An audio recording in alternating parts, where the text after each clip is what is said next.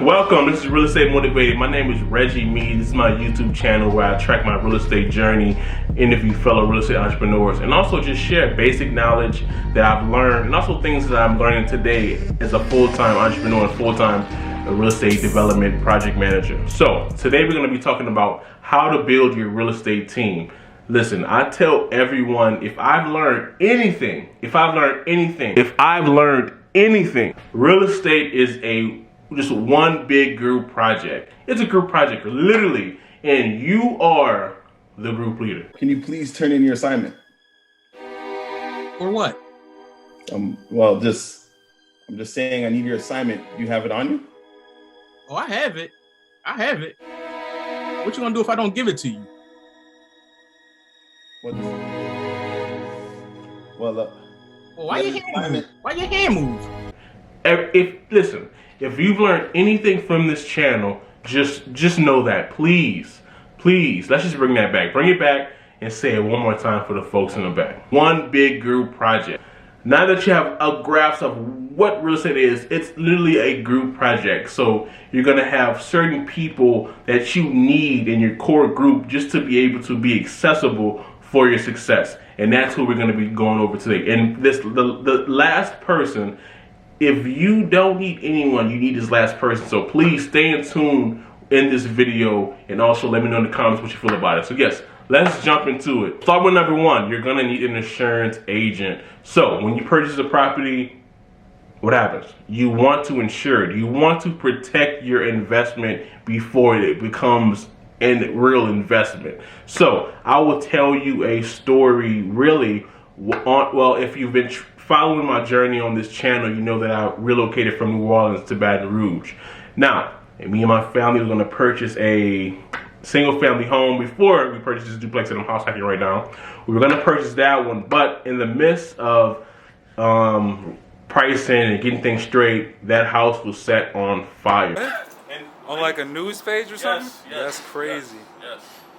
And this is the house that I actually was going to buy. Like, we were going to get this house, and then we were going to remodel it and add an extra bedroom, add an extra bath for the master. That's crazy. Bro, like, yeah, I woke up that morning, I'm like, what the hell? I guess not this one no more. But they're building a duplex, which we may see how we feel about that, you know what I mean? But yeah.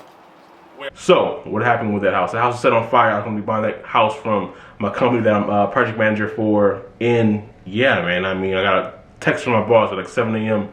saying, well, gotta find a new crib. So yeah, I mean, really, man, someone set it on fire, but luckily it was insured. Now, purchase price for that property was, I believe, $25K. Insurance came back and appraised that property for.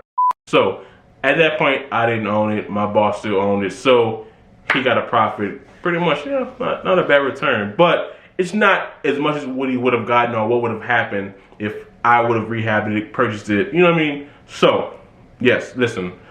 Always get that. In real estate, I feel if anything can go wrong, it will go wrong. So what you want to do is protect yourself at all costs, at every aspect, from everyone. So get insurance, get an insurance agent. So coming to number two, you need an accountant. Accountant's going to help you keep your books straight, let you know, okay, this is how much you're going to owe for taxes at the end of the year. They're going to help you be able to keep track of that. Okay, if you're going to do 10 flips this year, you want to dedicate at least 2 to 3 flips just directly for what you're going to owe in taxes, or what you actually can save in taxes, or actually what you can or what you should apply for a tax write-off, and those things that you should know beforehand to really put yourself in a winning position. All this is helping you to get in a winning position. So, an example, let's say you flip a house for $100 grand. So, excluding closing costs, let's say you have 50 grand. Now, that 50 grand, it's going to be taxed. At the end of the year, it's going to be taxed. What they'll help you do is to take that income, take that money to put it in the 1031 exchange to help divert certain taxes and so you won't actually get a capital gains tax, I believe. I am not a financial advisor. Okay, just noting that. You know, you want to divert that possible capital gains tax, and really just be able to have that property, and not be fully taxed to where you can take that income to go to another property. So coming to number 3, you're gonna want a attorney. So not to get this attorney mixed in with your closing attorney, which is a bonus. You will need a closing title company, really, for when you want to sell your properties or you're buying the properties. You want to find a company that you trust, that you can rely on, who you build a relationship with, can also help you. Now, not to get that confused with an attorney that'll be able to help you develop your contracts, who will be able to help you read over contracts that you receive, and really just to be able to help you throughout this real estate journey. You want to have someone designated hourly that you'll be able to grow with and really, really begin to trust and build a relationship with. That's probably one of the most pivotal people in your real estate journey. So this is a tie. So you are going to need both a realtor and a wholesaler. So a realtor is going to focus more on market deals or deals that are about to hit the market. You want someone to be able to help you purchase properties and also sell them, who are able to give you, market data that you don't necessarily have access to be able to tell you, hey, you don't want to buy this house in this area. I have another one where people are buying and you have certain comps at a higher rate.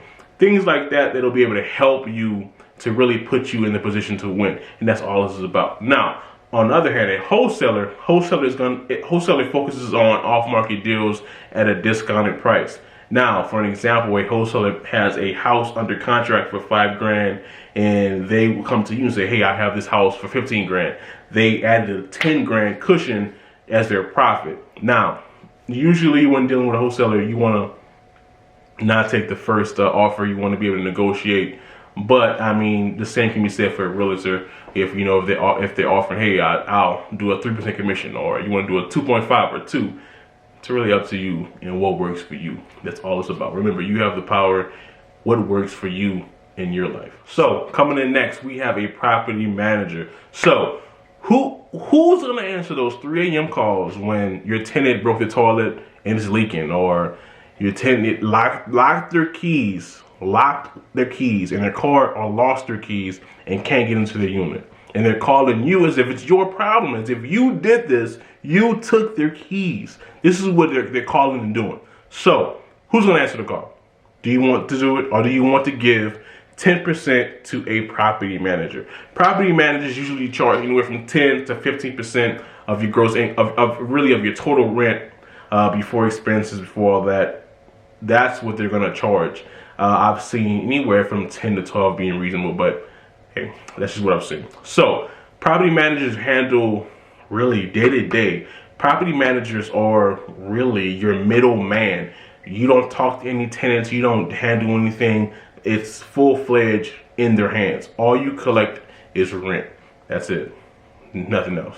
So a lot of people hate to start out with property managers, but I say, hey, go for it. Start out with them, just because you rather get in the rhythm of having to give that 10 to 15% up in the beginning than to do it later, because it'll be harder, it'll be stressful. You may get burnt out because you're doing so much property management and not actually doing and investing. So with that being said, property manager is a must. It is a must. If you're in Louisiana, I have 2 that I can refer to you. So yeah, let me know. Moving on to number 5, funding. Who's gonna help you with funding?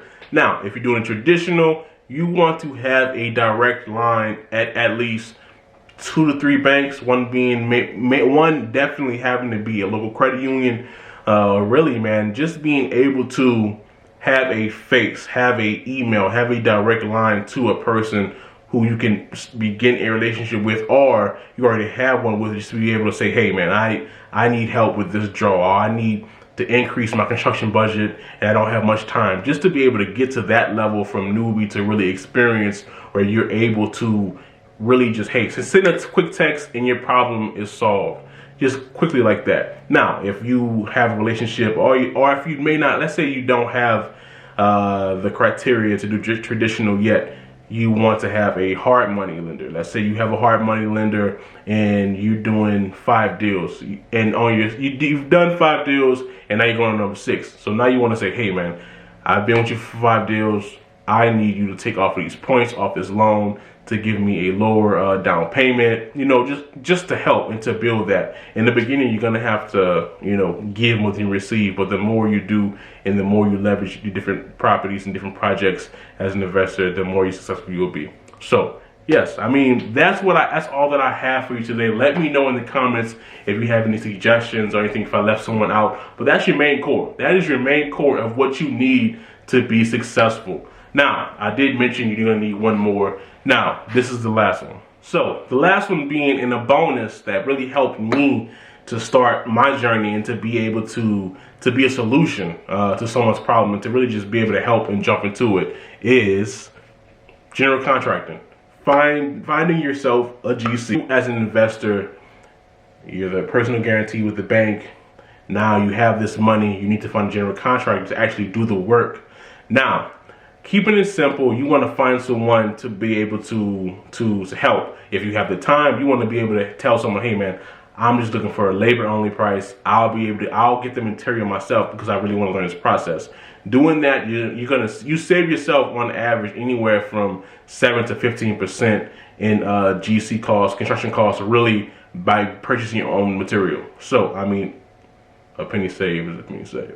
So with that being said, really that's probably one of the best things to really do, to really find you someone who's willing to help you and to be there for you and to grow, and who really understands what your plans are for the future when it comes to real estate.